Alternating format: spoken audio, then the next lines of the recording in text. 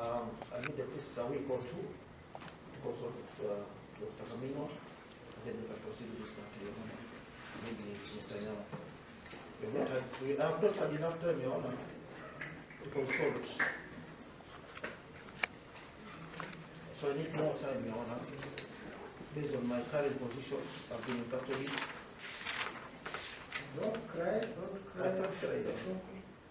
I'm always emotional, Your Honor. Okay. Compose yourself. I need more time. Yeah. I'm praying for more time. So that I can consult with Dr. Camino and other lawyers so that we can proceed with this matter, Your Honor.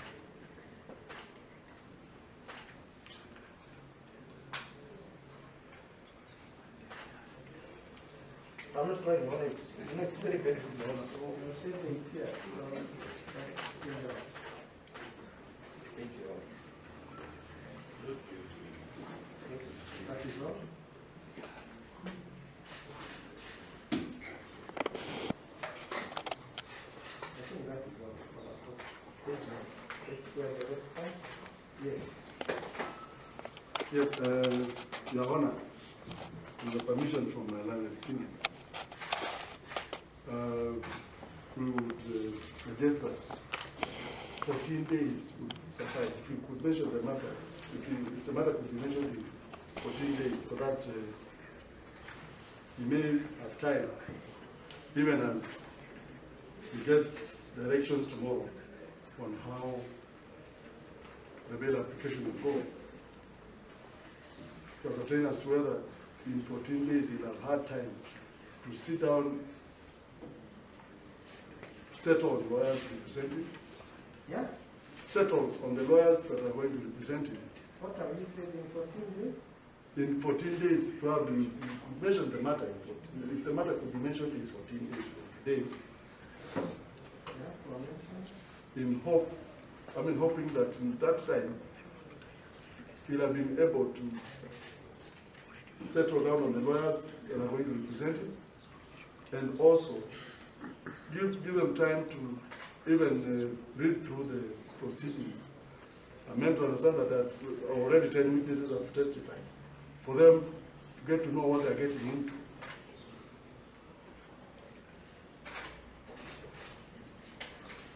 So Your Honor, 14 days would be good time for us to mention the matter, in view of the circumstances that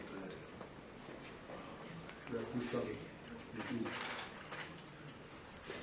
Change the way we treat our prisoners and our suspects as the courts and particularly our magistrates. They have to put down their foot and say that, look, if so-and-so is being treated this way, we shall not have it. Let them not think that they can only concern themselves with what happens in court. You cannot have someone who has been a governor of a country, looking after millions of people, now being told to sleep on hard cement. It's wrong, it's evil, it's immoral. You cannot have a man who has been a governor of the country, looking after millions of people. You refuse him to take drugs. He may have had some shortcomings, but that's neither here nor there. He still has been a governor. Yes, as Trump will remain someone who has been a president in the Republic of America. Your Honor, I'm therefore making an application to you very respectfully, and I urge you with all the moral strength that you make orders that the governor should be transferred to Musaiga police station.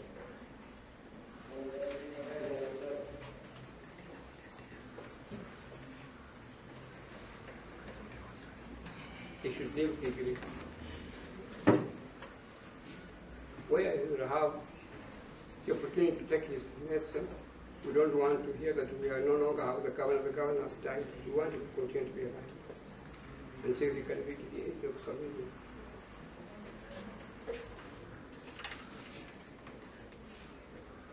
There's another thing that I would like your Honor to address in your ruling. Waste of public resources.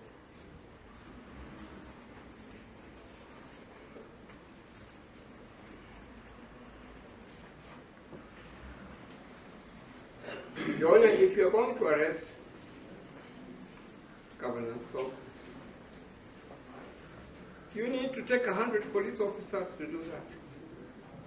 We're a poor country. A very poor country. Majority of our people live under $1 a day. You need to get so many people. As a matter of fact, if you telephone him and tell him, look, are you Governor Sonko? Yes.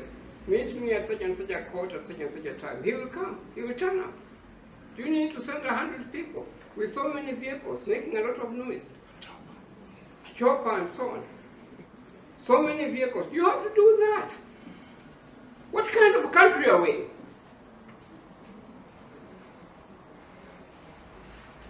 Sending numerous vehicles to arrest one single helpless man? Do we need it?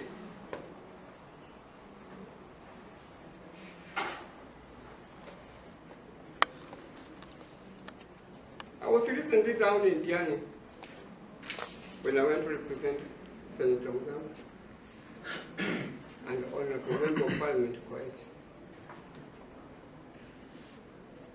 And when we were traveling from one station to Diani police station, I decided to sit by next to Governor, to Senator Mugamba. The speed by which the vehicles were being driven was unbelievable. Yes. Was unbelievable. The speed. I was in a Land Rover with them. The speed at which the vehicles were being driven was as if we were in a war zone. You cannot believe it. We were as if we were in a war zone.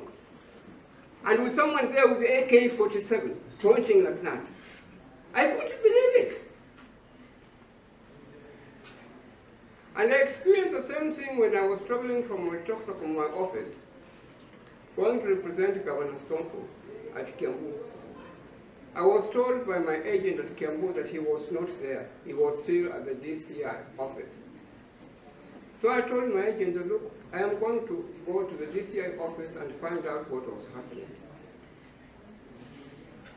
Then on my way to the DCI office, I saw the way the vehicles were being driven. And I was, it reminded me of the experience I had gone through at the Diani at the coast. I knew that it was now Sonko being taken to court at Kiambu. Your Honor, you could not have believed it. It was as if they were carrying a terrorist. As if the country was in a war zone. Do we need this kind of behavior? Do we need this kind of conduct at all in our criminal process? Your Honor, you are the only one who can begin to say something so that we improve the way we handle arrests in the country. We do not have to go out and waste public resources. We do not have to go out to show people that this is what is happening and so on. Input from chief magistrates would help very much to improve things. What's happening is wrong. It's immoral. We do not need it at home in the country.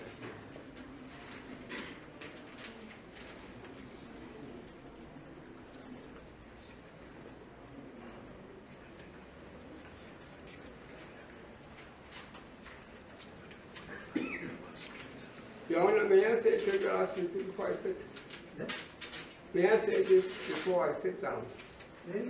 Our criminal practices, our criminal process, the way we arrest people, will only be improved by chief magistrates taking an active role.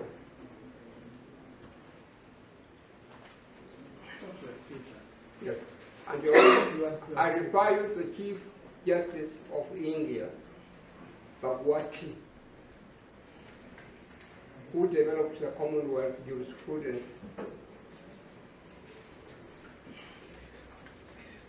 At places like Bangalore in India. in South Africa, in West Africa, and so on. But we need activism from magistrates, from judges, to improve our system of justice.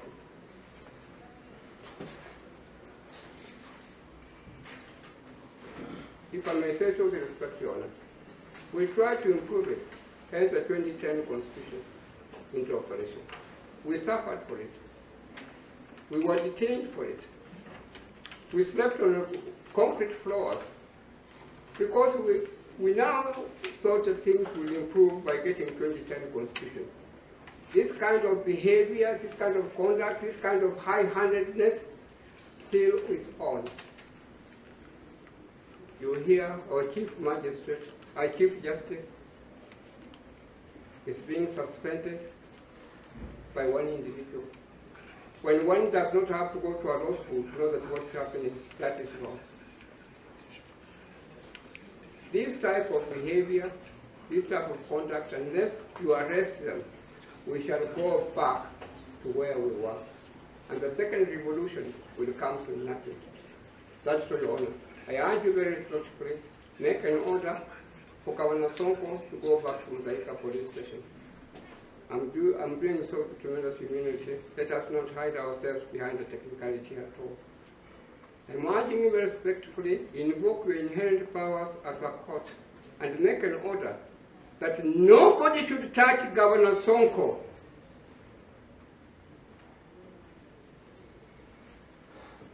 Nobody should arrest him again.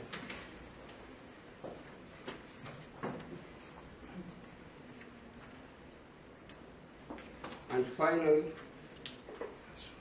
Your Honor, make an order that he can continue to receive medication, and particularly he should be at liberty to call in a doctor, his own personal doctor, to look after him. I urge you very respectfully that let us not hide behind technicalities.